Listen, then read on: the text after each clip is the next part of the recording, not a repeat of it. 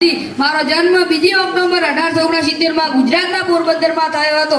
મારા પિતાનું નામ કરમચંદ ગાંધી અને માતાનું નામ પુતળીબાઈ હતું.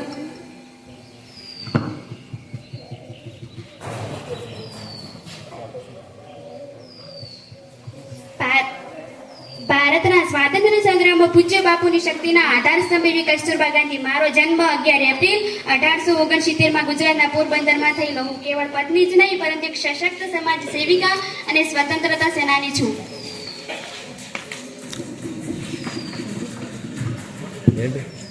હું ભારતની બુલબુલ સરોજની નાયડુ. મારો જન્મ 13 ફેબ્રુઆરી 1879 હૈદરાબાદમાં થયેલો. મેં ગાંધીજીની ધરપકડ બાદ સત્યાગ્રહનું નેતૃત્વ કર્યું અને 21 દિવસ જેલમાં પણ રહી ચૂકી છું.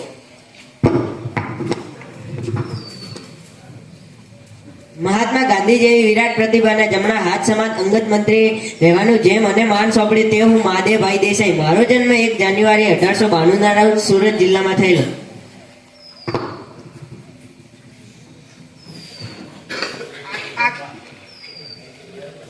આખી બોલે અને સાચી બોલે અમે કોના બાપતીના ડરીએ તો અંગ્રેજોથી શું ડરવાના. હું લોખંડી પુરુષ સરદાર વલ્લભભાઈ પટેલ. મારો જન્મ 31 ઓક્ટોબર 1875 ના રોજ મોસા નડિયાદમાં થયેલો.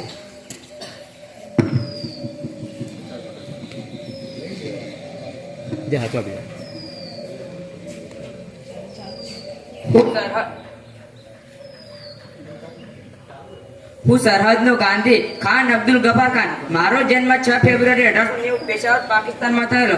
હું ગાંધીજીનો ખાસ અનુયાયી છું.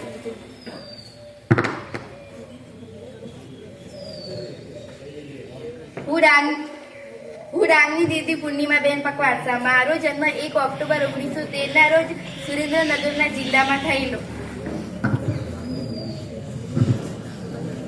હું કિશોરીલાલ મશરૂવાલા ગાંધીજીનો નિકટનો સાથી. સ્વતંત્ર આંદોલનમાં એક સત્યાગ્રહી. મારો જન્મ 5 ઓક્ટોબર 1890 માં થયેલો.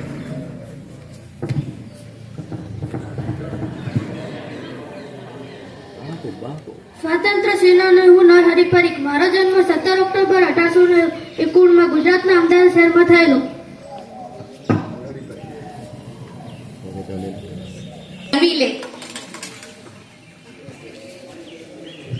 મમ્મી, જમવાનું કેમ આવું છે? ઘરમાં મીઠું નથી? જમવામાં મીઠું જ નથી નાખ્યું ને?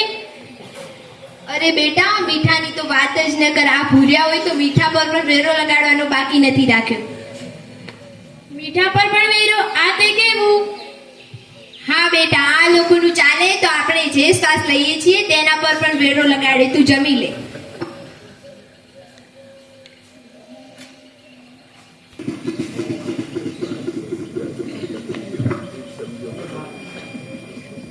અરે બાપુ, હું તો મીઠું પકવીને વેચાણ કરીને જ મારું ગુજરાન ચલાવું છું, પરંતુ આ ભૂરિયાઓએ તેના પર પણ વેરો લગાવી દીધો છે. હવે તમે જ કહો કે હું મારું ગુજરાન કેવી રીતે ચલાવું. હા બાપુ, મીઠું તો કુદરતની આપણે દેન છે, તેના પર કર ન નખાય. હવે તમે જ કંઈ કરો બાપુ. હા, હવા પાણી અને ખોરાક પછીની કોઈ જીવન જરૂરિયાત હોય તો તે મીઠું છે. આપણે બ્રિટિશ સરકારને આના વિરુદ્ધમાં પત્ર લખીશું અને જાણ કરીશું.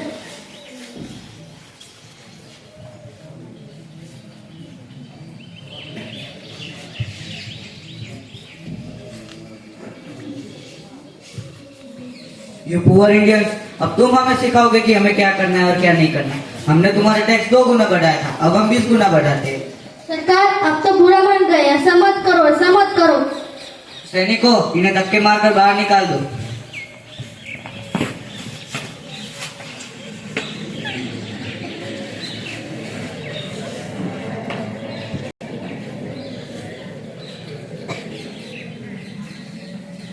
બાપુ, પહેલા અંગ્રેજો તો આપણા પર 20% કર નાખો. હવે તમે ઠીક કરો બાપુ.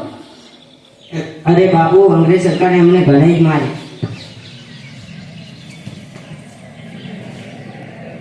તેમણે જે કર્યું તે ખોટું છે. આપણે આના વિરુદ્ધમાં આંદોલન કરીશું.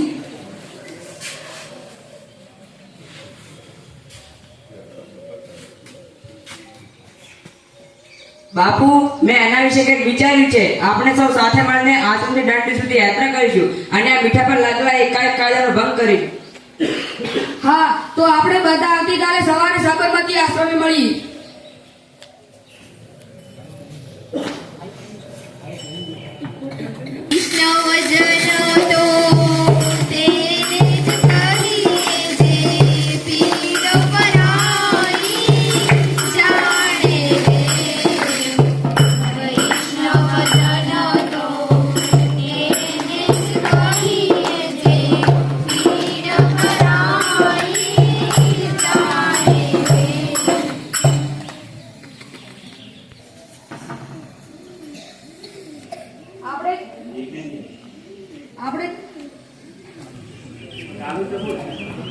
આપણે જે યાત્રા કરવાની છે તેનું નામ દાંડી કૂચ આપેલ છે.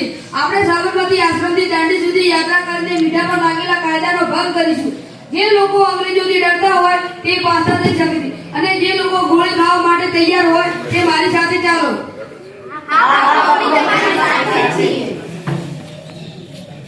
કાગડા કૂતરાના મોઢે મરીશ પરંતુ સ્વરાજ લીધા વિના પાછો નહીં ફરું.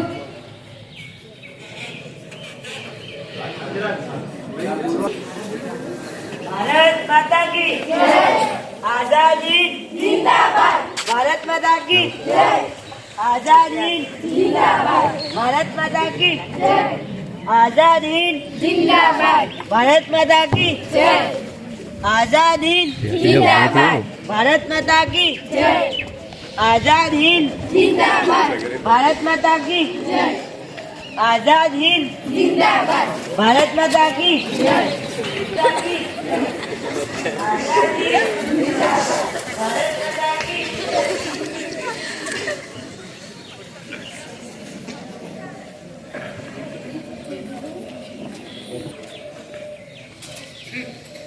रघुपति राघव राजा राम पतित पावन सीताराम.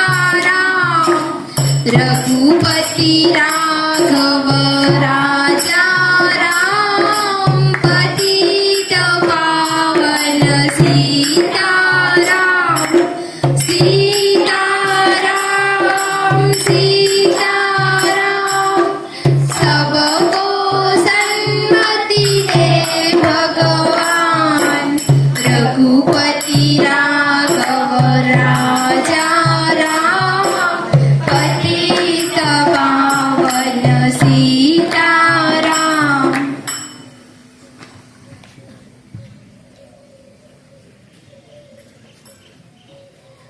આપણા દેશમાં કરોડોનું મીઠું પાકે છે છતાં અંગ્રેજોએ મીઠા પર વેરો નાખ્યો. આજથી આ મીઠાના કાયદાનો ભંગ કરું છું અને આ મીઠાના કર પર લૂણો લગાડું છું.